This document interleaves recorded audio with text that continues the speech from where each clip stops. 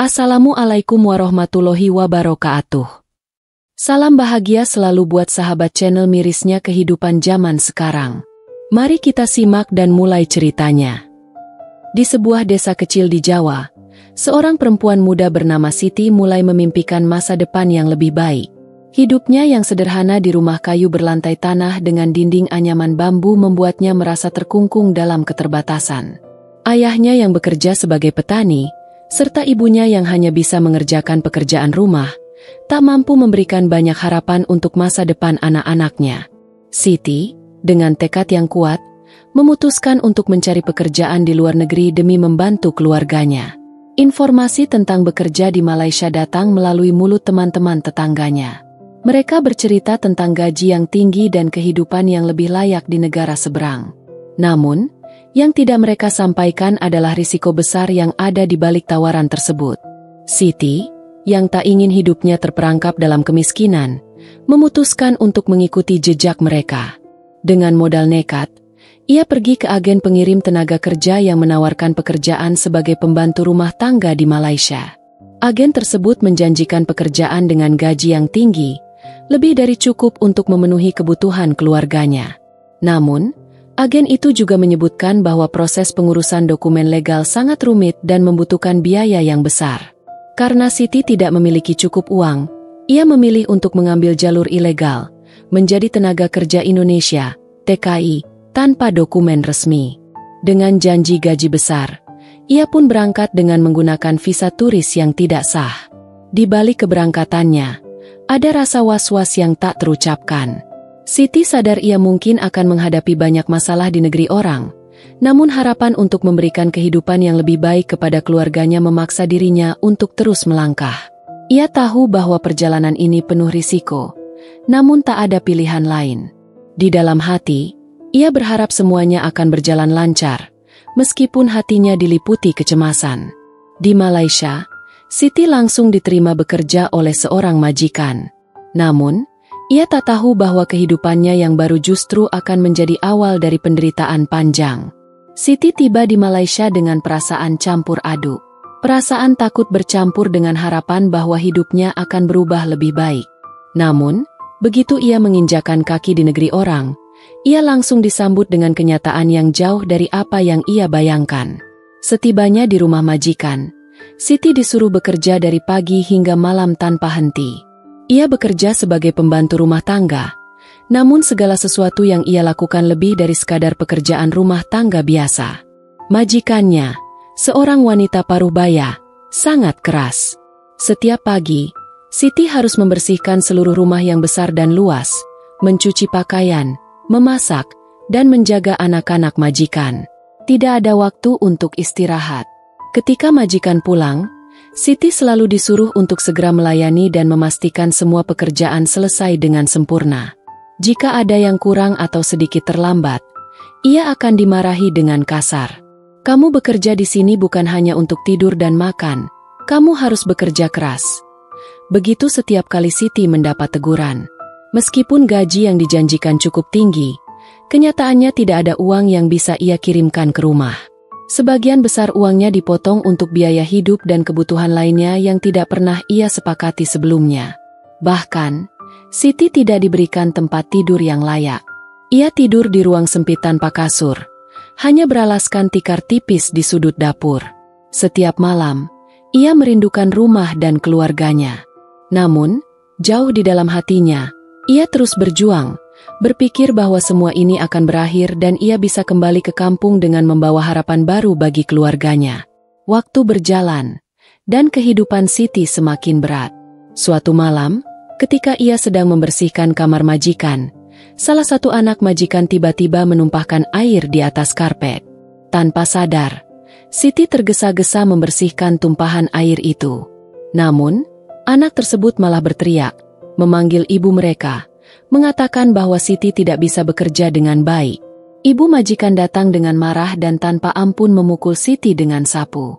Siti merasa tubuhnya begitu lelah, namun ia tidak bisa melawan. Terlalu banyak ketakutan yang mengekangnya. Tak hanya fisik yang lelah, tetapi mental Siti juga hancur. Ia merasa seperti tidak memiliki harapan, dan kehidupan yang dijanjikan sebagai tempat untuk mengubah nasib malah membawanya ke dalam cengkeraman penderitaan yang tak berkesudahan.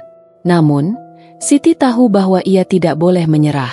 Ia terus bekerja, meskipun tubuhnya semakin lelah dan hatinya semakin rapuh. Ia hanya ingin satu hal, kembali ke kampung halaman dan memberikan hidup yang lebih baik bagi keluarganya.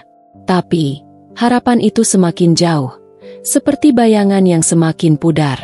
Hari demi hari berlalu dengan penderitaan yang terus menggerogoti tubuh dan jiwa Siti.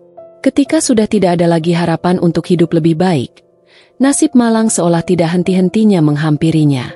Suatu pagi, saat Siti sedang menyapu halaman depan rumah, seorang pria yang mengenakan pakaian seragam mendekatinya. "Kamu siapa?" Pria itu bertanya, matanya tajam memandangnya. Siti, yang masih bingung, mencoba menjelaskan dirinya bekerja sebagai pembantu rumah tangga. Namun, pria tersebut sudah cukup paham bahwa Siti bukanlah pekerja yang sah. Tanpa banyak bicara, pria itu menunjukkan surat perintah yang menyatakan bahwa ia adalah petugas imigrasi Malaysia. Siti terkejut, hatinya berdegup kencang. Dalam sekejap, ia dipaksa untuk ikut serta dengan petugas tersebut menuju kantor imigrasi, tanpa bisa menoleh atau meminta penjelasan lebih lanjut. Rasa takut, cemas, dan panik melanda dirinya.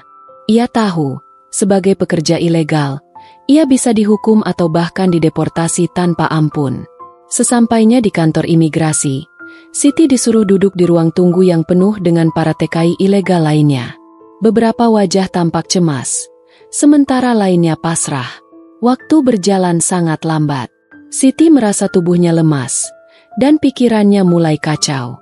Ia teringat wajah ibunya di rumah, berharap ia bisa segera mengirim uang untuk membayar hutang dan membeli obat untuk ayahnya yang sakit. Namun, sekarang semuanya terasa jauh dari jangkauan. Hari itu, Siti mendapat kabar buruk. Pihak imigrasi akan mengirimnya ke pusat penampungan sementara, sebelum akhirnya dipulangkan ke Indonesia. Di sana, ia akan menunggu proses deportasi. Siti merasa hancur. Selama berbulan-bulan, ia bekerja keras, berharap bisa mengubah nasib. Namun kini ia malah terjebak dalam lingkaran kesulitan yang tak terduga. Ia memikirkan keluarganya, yang pasti akan kecewa dan khawatir setelah mendengar kabar ini. Di pusat penampungan, Siti merasakan kesepian yang luar biasa. Semua orang yang ada di sana berasal dari berbagai daerah, dengan nasib yang hampir serupa. Pekerja ilegal yang terperangkap dalam ketidakpastian. Tidak ada lagi ruang untuk bermimpi. Siti merasa dirinya menjadi salah satu dari banyak orang yang terbuang, tak dihargai oleh sistem yang seharusnya memberikan perlindungan. Dalam penjara kehidupan ini, Siti tak tahu apakah ia masih bisa kembali melihat wajah keluarganya. Ia hanya bisa meratapi nasib, sambil menunggu apa yang akan terjadi selanjutnya. Harapan yang dulu ia pegang erat kini seakan menghilang, seperti debu yang terbawa angin. Dalam hatinya, ia bertanya-tanya apakah keputusannya untuk pergi ke Malaysia benar atau salah. Namun, jawaban itu tampaknya tak akan pernah ia temukan di sana.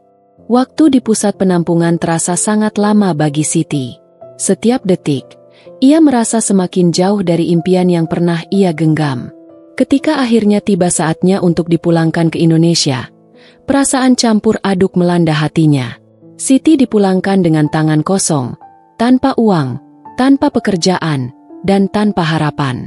Ketika pesawat yang membawa dirinya mendarat di tanah air, ia merasa seperti orang asing di kampungnya sendiri.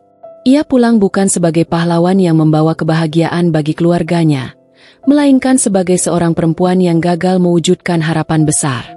Setibanya di desa, Siti disambut oleh ibu dan ayahnya yang tanpa khawatir. Mereka melihat perubahan besar pada diri Siti. Wajahnya lebih pucat, matanya sayu, dan tubuhnya lebih kurus. Namun, meski begitu, mereka tetap menyambutnya dengan pelukan hangat. "Kamu sudah pulang, Nak," kata ibunya dengan suara lembut, mencoba menyembunyikan kekhawatirannya. Namun, Siti tidak bisa menahan air matanya lagi. Ia menangis dalam pelukan ibunya, merasakan beban berat yang selama ini ia sembunyikan. Siti menceritakan semua yang ia alami di Malaysia, kerja tanpa henti, kekerasan dari majikan, dan kehidupan yang jauh dari yang ia bayangkan. Ia merasa tak layak untuk kembali ke rumah, merasa seperti gagal memenuhi harapan orang tuanya. Ayahnya yang sakit, yang ia harap bisa sembuh dengan uang yang ia kirimkan, justru semakin parah kondisinya. Ibu Siti juga terlihat lelah, dan tidak ada banyak kata yang bisa diucapkan untuk menggambarkan betapa hancurnya hati mereka. Meskipun pulang, Siti tidak bisa melupakan penderitaannya di Malaysia. Ia merasa kosong. Semua pengorbanan yang ia lakukan terasa sia-sia. Uang yang dijanjikan, harapan yang dipendam, semuanya terhempas dalam satu kenyataan pahit. Namun, di dalam hati Siti, ada secercah rasa syukur karena ia masih bisa pulang, meski tanpa membawa apa-apa. Di tengah kegelapan itu, ia tahu bahwa keluarganya membutuhkan kekuatan yang lebih dari apapun. Meskipun Siti kembali dengan tangan kosong, ia memutuskan untuk tidak menyerah. Ia tahu bahwa hidup di desa ini tetap penuh tantangan. Namun, kali ini, ia memiliki tekad yang lebih kuat. Keputusan untuk bekerja di luar negeri mungkin telah membawa penderitaan, tetapi itu juga mengajarinya tentang pentingnya perjuangan dan keberanian. Siti berjanji pada dirinya sendiri dan keluarganya bahwa ia akan berusaha bangkit kembali, mencari jalan untuk memenuhi kebutuhan hidup mereka. Meskipun jalan itu tidak mudah, ia tahu bahwa dengan atau tanpa penghasilan besar, ia akan terus berjuang demi kebahagiaan keluarga tercinta.